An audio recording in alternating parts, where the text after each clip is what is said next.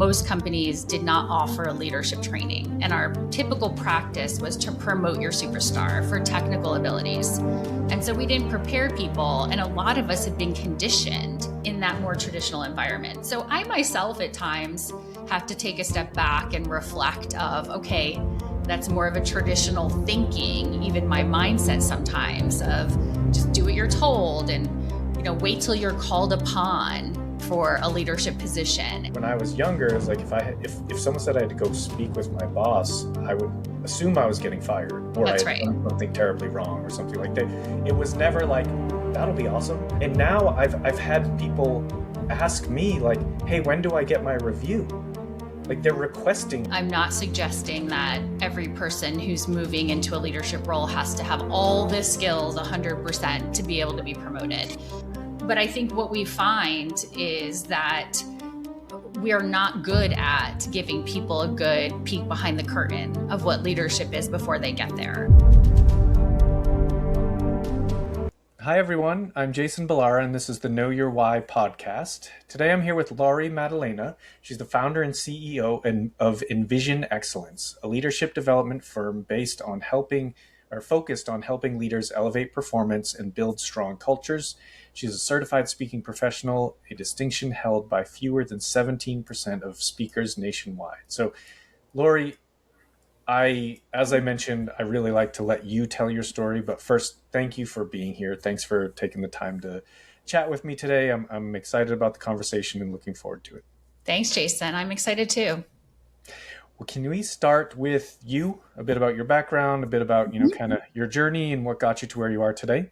Sure. So I'm a leadership consultant and professional speaker. So I often work with executive teams and mid-management teams on elevating their leadership. I'm a former HR executive, and really I'm passionate about not only helping leaders elevate what is required today to be a leader, since it's a much higher level of competencies than ever before, but also doing it in a sustainable way. I find that most leaders are overwhelmed. They have so many things on their plate. They're very reactive. And so they're often working many hours. And so there is a sustainable way to be intentional as a leader and to also have that influence, impact, and confidence that you need to succeed in today's world. Fantastic. So how did you make that transition from, you said you had a background in HR, and I can see the connections there. That makes sense to me. But how do you go from what I'm assuming, correct me if I'm wrong, is probably like a W-2 type position to now being a speaker and working with leaders and how did that transition come about? So when I was working in HR, I was over the training and development part of human resources and cultural development, which was my passion. I just really loved helping people learn how to be better managers. And part of that is I went outside of our company and took a coaching certification.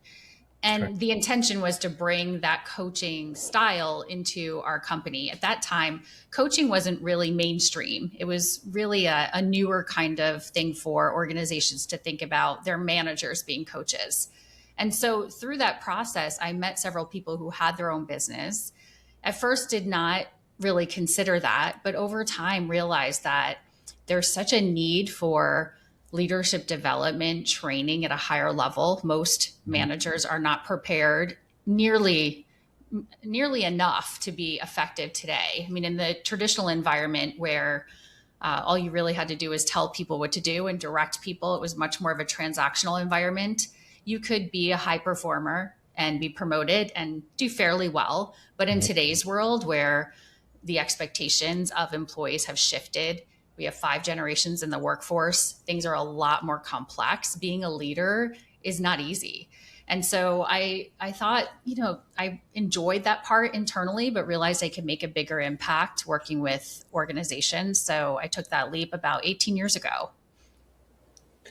And I mean, 18 years ago, and I don't know if this is just my own perspective, but I've had the good fortune of speaking with a lot of coaches and at sort of different niches and all of that on the podcast. And but I would, looking back, that was not a thing I knew about 18 years ago when Yes. I was, in normal W-2 employee. I was not Mhm. doing much entrepreneurial at the time.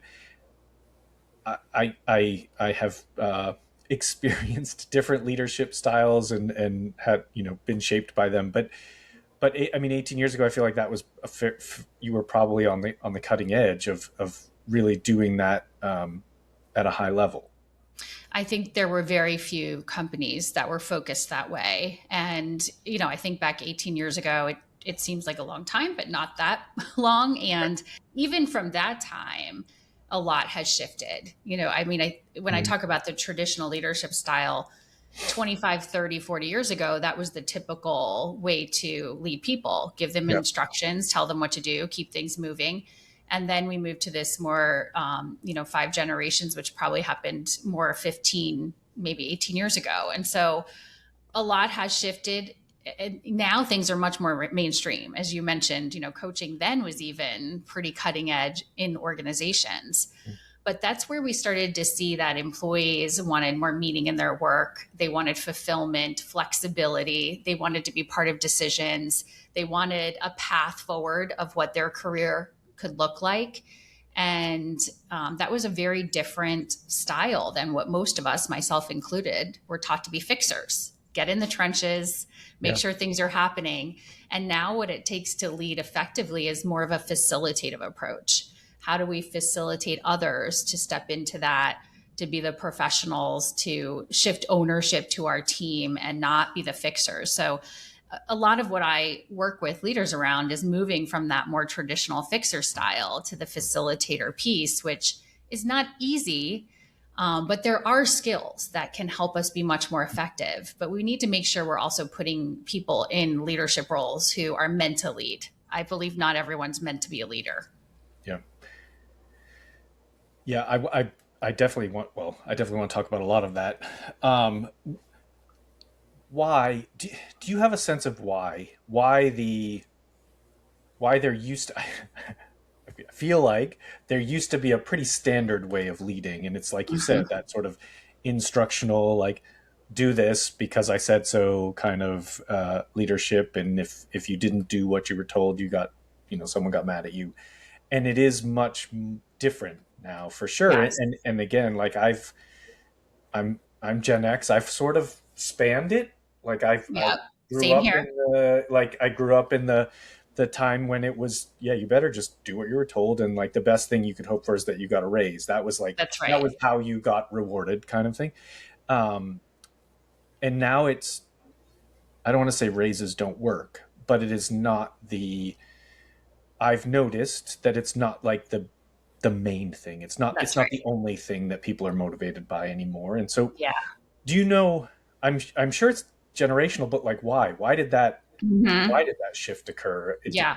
Maybe you have. I just love to hear your thoughts. Absolutely. There's an evolution that happened. And I'm also a Gen Xer. And so I was conditioned in that traditional environment and have seen, and like you said, also spanned of being more. When I first started my first job out of college, I remember one of my colleagues saying, if our boss doesn't talk to you much, that's a good sign. Because at that time, you didn't have one-on-ones with your manager unless you were maybe a higher level director or VP. You got feedback on your annual evaluation, right? There wasn't this fluid feedback. And so this evolution happened from, we started to have in the 90s, the internet came about, and then people started having more choices. And so what was valued before was sacrifice, loyalty, and tenure. So in the traditional environment, people would stay often their whole careers. They'll collect their pension, their gold watch, and retire. And then we started to see this evolution of not only the internet, more women in the workplace, and then fast forward to, I think, generations. And I know you're a dad. I'm a parent, and I've even seen a transition with parenting styles. Where when I was in high school, I played softball. My parents didn't come to any of my games, not one, because people didn't take off work to go to your kids' games. And my mom was at home, traditional gender norms. And then, we started having more women in the workplace. And then, in many cases, both partners in a household started working. And so all of these things started to transition. And then the five generations where they frankly had more choices and opportunities, they weren't willing to stay. And so that's when the values started to shift, where people said, I want quality of life. That became a much more important value than ever before. So we moved from sacrifice to quality of life.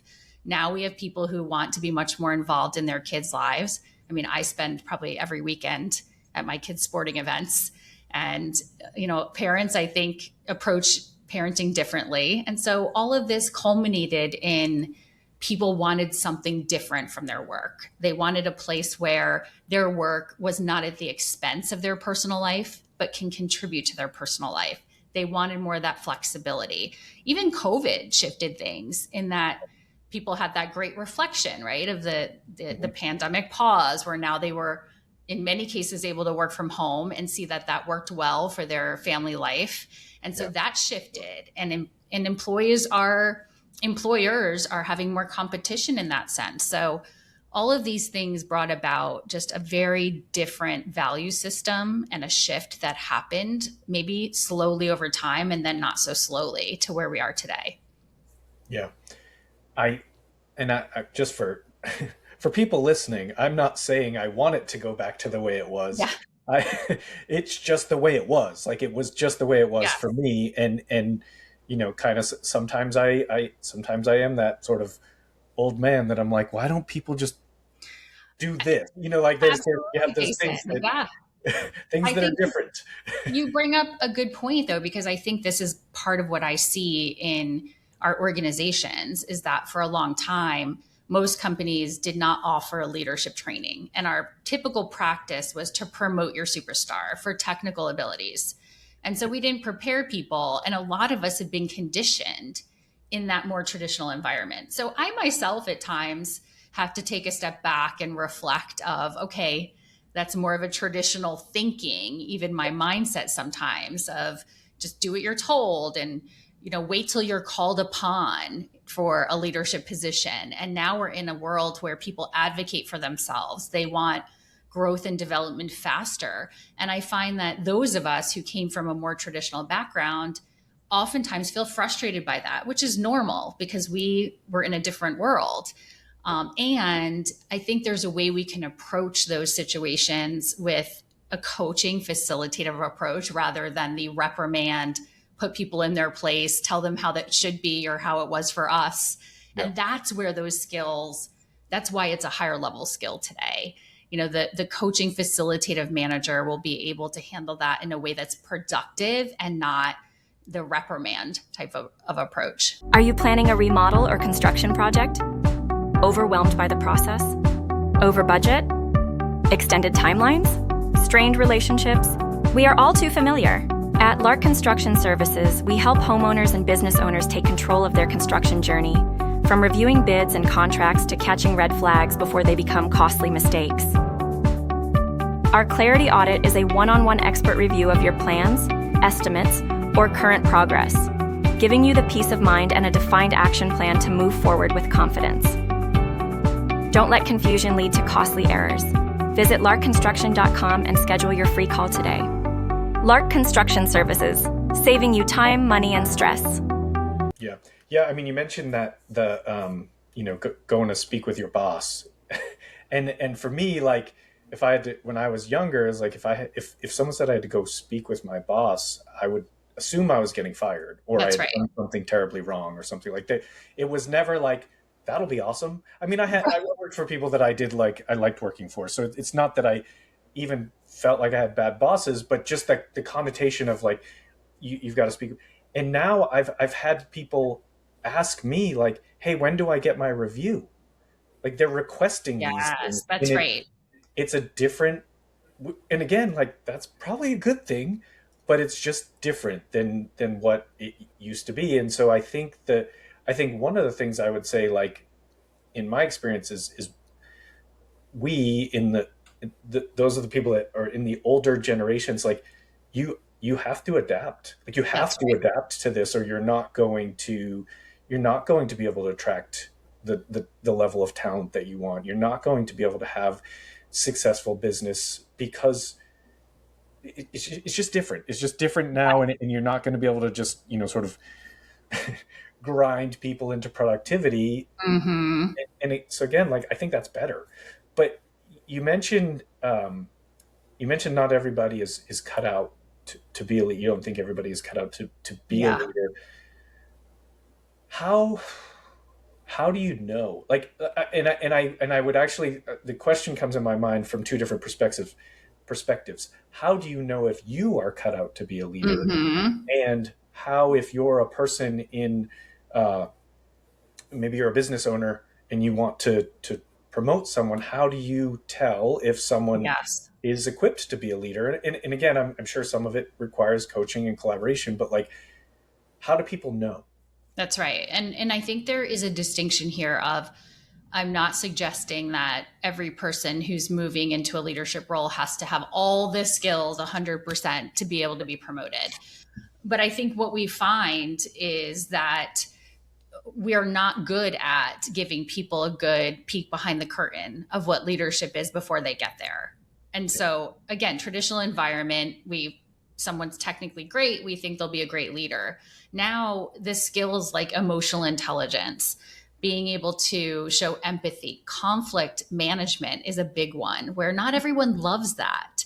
And so I think it's just a distinction between, are there things you're willing to learn and step into and build your skills, or are there things that just aren't aligned with your passion, talent, and what you would like to do in your work? And so, an example, one of my best employees on my team when I worked for a credit union, her name is Eve, and she was fantastic at her job. And I remember my CEO saying to me, "You should make her the manager. She'd be amazing."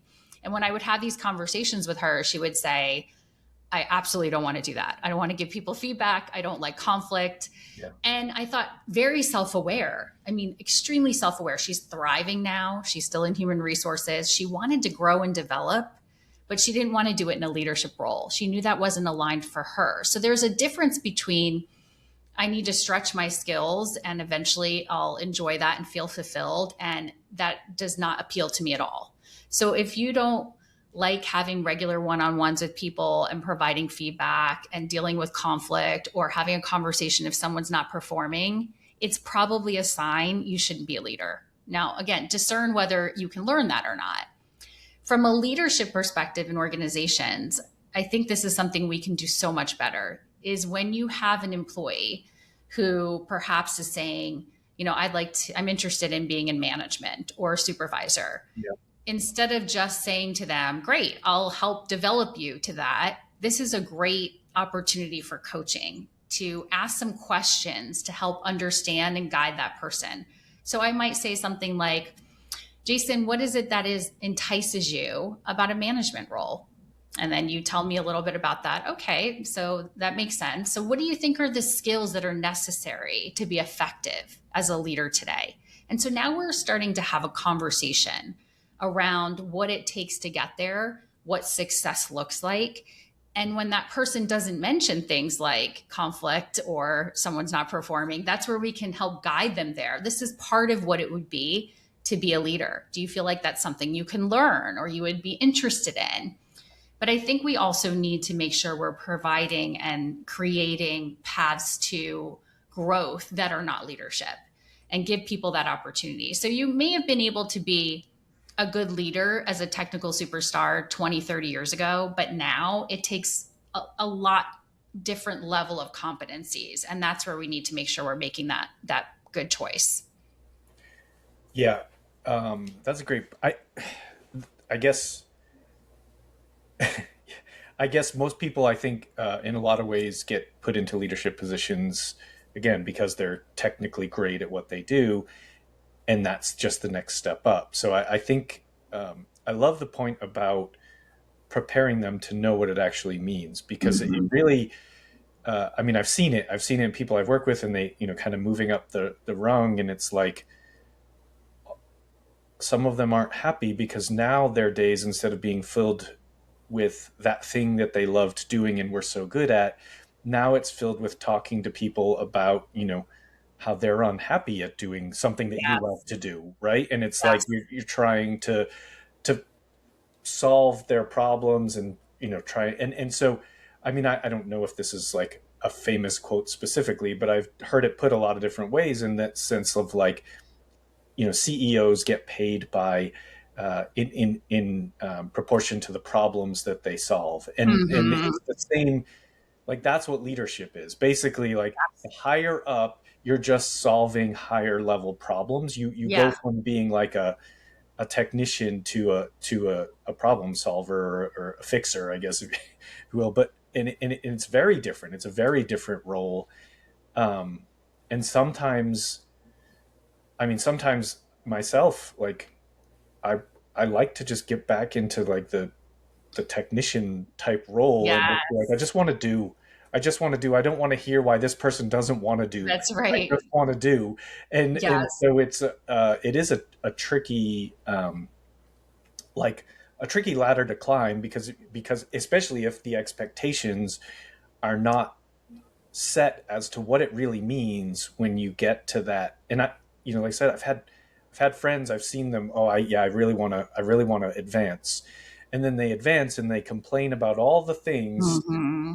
That's that right. that they didn't like that their previous manager was it's like and once Yeah. you're in that seat you're like, oh yeah, this is not what I thought it was. And that's So what you just described is like exactly, I think, that challenge is that it shifts from the technical, the piece where a lot of people are very comfortable and they've excelled to now a wholesale shift in philosophy of how you approach your job, which is now the people. So mhm, it's now helping facilitate people to handle those issues. It's having the creating clarity for people, building alignment, and that takes a different set of energy and yeah, different set of skills, and not everyone loves that piece. You also described, Jason, I think, which is very, very common for a lot of us, myself included, which is we tend to get back in the trenches of what was comfortable for us. And yeah, so a lot of what I talk about in my work and in my book is like moving from that fixing to facilitating, that we know we should be doing the people side, but we have this tendency to get into the trenches. And those are some of the saboteurs, the things that can hold us back from being successful as a leader. Oh, it's a lot easier and comfortable to get in and fix things than it is to help build that clarity and alignment with the team, which is a different approach. And so, not saying that that it's not a challenge in general. I mean, I was challenged with that. I remember when I first was promoted to a director role, about 3 months into that position, I was in HR. I became an HR director, and my VP said to me, I didn't promote you to keep doing the things you were doing before. You should not be fixing payroll issues. You should not be answering benefit questions. I thought that was my value, was my technical expertise and knowledge. yeah. And it was in my old job. But when I was promoted, the value is now the leadership competencies. So I was very thankful to get that feedback. It did not even occur to me that my job changed that much when I was promoted to a director role. Yeah. Well, and I would even add to that is, it's going to be different in every company, but the higher, as you move up that ladder, now at some point, you're also going to have to be a business person. You're going to Yes. actually have to look at and understand the financial impact to the company of everything that so you're Yes. starting as that sort of technical layer. Most of the people in the technical layer, like they they want to give customers discounts. They want to do things that like feel good and Yes. just do their job and have the best tools to do their job and all of that stuff. But they don't actually understand what that financial impact is for that company. It's not their job to understand it. They don't need That's right. to. But that's part of those leadership roles is you start to move up and it's like, okay, now you have to walk the line between like making the technical level people happy and successful and feel fulfilled in their job. Oh, by the way, also we're a company that has to have a profit so we can keep the doors open, like Yes. that kind of thing. So it definitely changes each step along the way. You might start to manage department budgets or company budgets, like all of that. It all just ties in together. So it the Yes. your your statement that we need to prepare people for what leadership actually means, it just resonates so much. I think it doesn't get done, and I think it's so important. Yeah, and just talk about your why, right? This is such a great example of knowing your why. Of when you're in a leadership role now, your why isn't just the technical piece. It's now being a steward of the company. It's now making sure that you're thinking of the financials and the impact and all these other things. So it's much more complex. And I call this the messy middle because, if you're an executive level leader, certainly that's complex, but a middle manager, today it's more complex than ever to be in that role because now you have to satisfy and make sure that you're connected to the organizational values and the strategic goals while also, as you mentioned, managing that team. And that's not an easy position to be in, but the direct manager has the biggest impact on the employee experience. And so I'm so passionate about that middle management piece because I think in most companies they're not set up to succeed, and we're in a place where we don't provide people the training.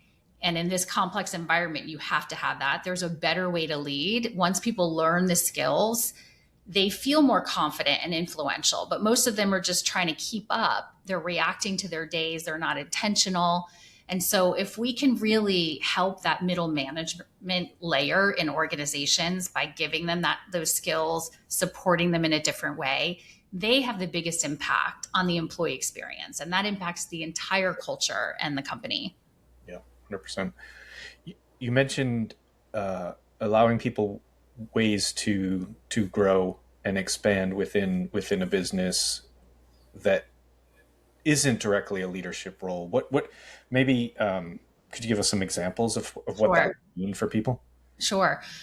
Just going back to my example of Eve, the woman who was on my team, she wanted to learn more HR technical pieces. And so we created some opportunities for her to continue to advance. I think in a lot of companies, this could look like a level 1, 2, and 3 of a position.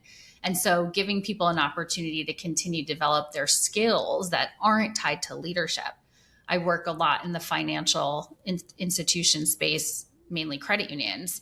And it's that same concept of giving people those 1, 2, and 3 levels where they can continue to develop, or it might even be going into a role in a different department, but that doesn't involve leadership. Maybe even a team lead for some people in manufacturing. This is very common where someone might become a team lead and they're supporting supervisors and managers, but they don't have the whole having all of those responsibilities. So they're really great at what they do. They're reliable. They have great influence, and we could tap into that, but not have them have the sole responsibility. So I think there are many creative ways that we can give people to continue to advance their careers, but not put them in a role that is not suited for them.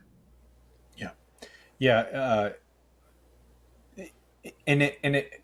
well, I don't know if you would define it this way, but when you say that, level 1, 2, and 3, maybe there's some leadership at a smaller level, or kind of like a smaller team to lead. You said the team Yes. leads, that sort of thing. Mhm. Like, instead of saying, okay, you're taking this whole department, now it's like, let's have a little step up in responsibility, and maybe you pick, I don't know an example in the banking world, but like Yeah. Yeah. something that's like a thing that's your thing, right? It's like that Right. you're in charge of one specific piece of that, transactional puzzle that says, okay, you've got accountability for this in addition to doing what your role Right. traditionally has been.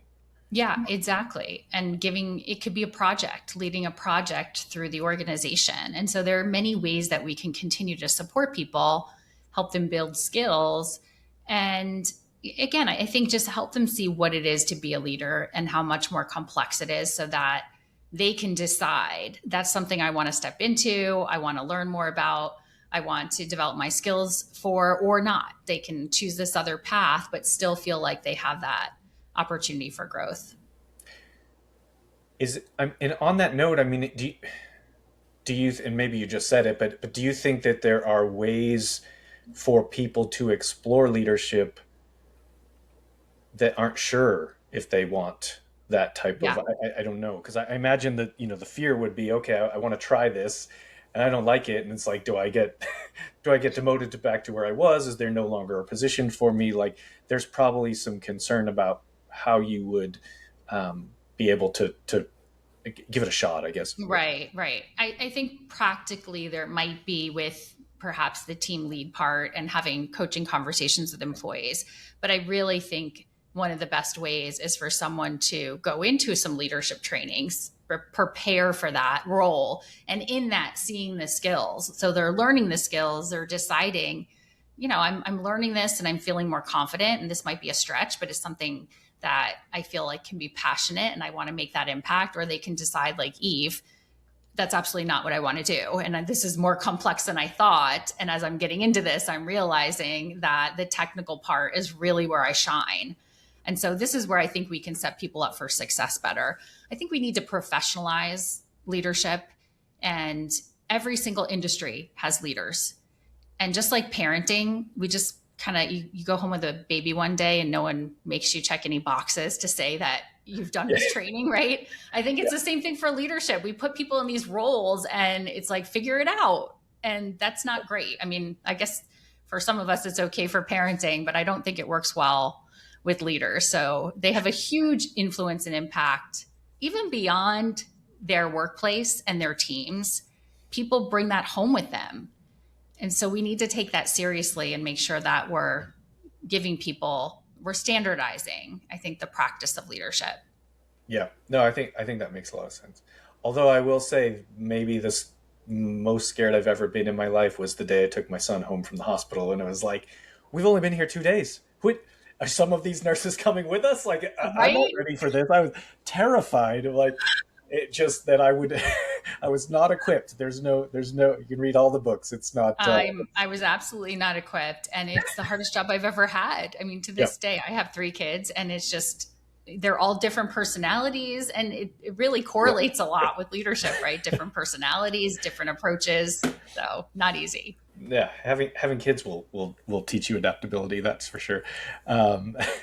Well, Laurie, let me switch gears here. I want to make sure I get to ask you the questions I ask every guest, and the first one is just based on the name of the show. You brought it up earlier, but I ask every guest, what is your why? What's kind of you've have made quite a career in the leadership space, but what keeps you going? What keeps driving you? Yeah, what keeps driving me is helping people develop the skills to create cultures where people love to come to work.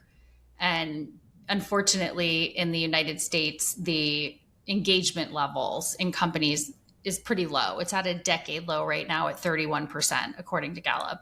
And so I'm so passionate about helping people to build their skills, their influence, their impact, and their confidence, because there are absolutely ways you can approach leadership and not have it be as hard. Most people are very reactive, working a lot of hours. And so there's a way that you can be intentional. There's principles you can put into place that can help you to just do a lot more in the time you have, be intentional with that time, and have the impact you want without having to burn out. So that's my personal why in this phase of my career.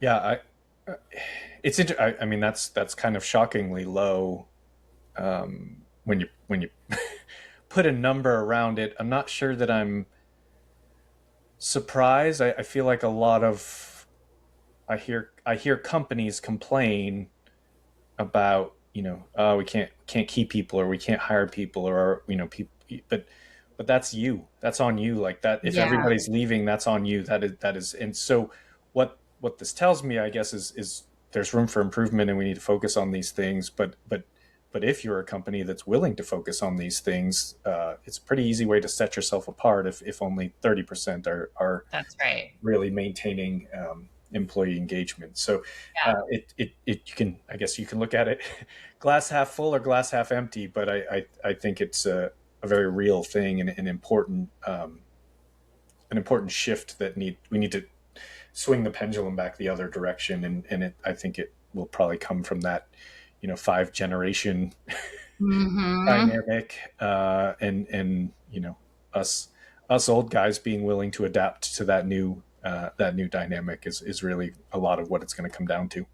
Yes. I mean, I think every level of leader needs to evolve. And so even seasoned people who are near the end of their career, getting ready to retire, if you have 5 more years in you, you still need to adapt and evolve. And so I think sometimes we think that someone who's been in the workplace has more of the experience. And so they're better at it and they've kind of arrived. And unfortunately not with leadership. It's always changing, and we have to constantly be elevating our skills to be effective in today's environment. So the statistics are low, and I think it's a huge opportunity for companies that when we give people the training and development to lead effectively, you absolutely see that impact on the employee experience and the engagement. Yeah, 100%. When people hear this and they want to connect with you, what's the best way for them to reach out? They can go to my website, lauriemaddalena.com, and also connect on LinkedIn. Okay, perfect. Well, we'll have that stuff in the show notes so people can find you easily. Laurie, thank you so much for coming on the show. This was great. Really an important topic, and it's nice to kind of get your perspective and hear your passion around it, because I agree. I don't think I'm especially good or expert at it, but I do think it's an extremely important thing that I'm always trying to improve at. So I appreciate you being on and taking the time out today. Thanks, Jason. I appreciate you having me on. Absolutely. Folks listening, make sure you connect with Laurie. Please like, rate, and review the show so we can continue to get great guests. And as always, thank you for listening. Hey there, I am Dr. Jason Balara, and this is the Know Your Why podcast, where we explore the why behind success. Every week, I meet with real estate investors, veterinary entrepreneurs, mindset coaches, authors, and fitness professionals to uncover their why and how it drives them on the winding road to success. What is your why?